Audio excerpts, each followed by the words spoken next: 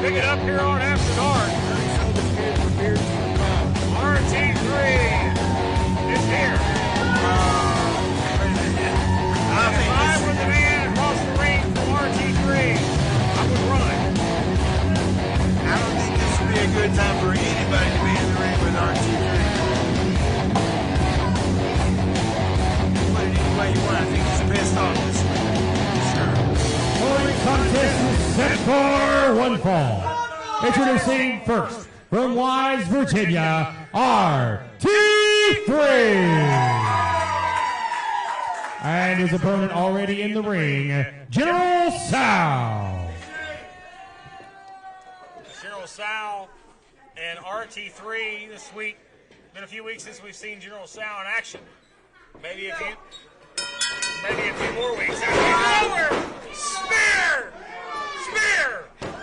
The pin! The win! It'll be a few weeks before we see General Tso again. Oh my gosh. What a win for RT3! Oh, look! I tell you what. Here's making quick work of your opponent. And then there's just straight domination.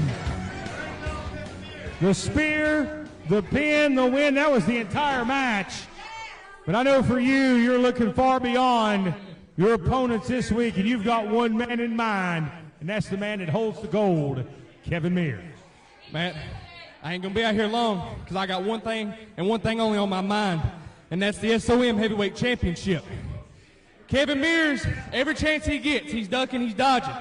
He won't get in the ring one-on-one with me. Sooner or later, day's gonna come when he has to get in that ring with me, because I have a rematch. And when he does, there's gonna be 3 words: spear, pin, win. And I'm taking home gold for the 6th time at SOM. Short, sweet, to the point, just like his match, bell to bell. RT3 tells Kevin Mears, you better fear the spear. We're back right after this.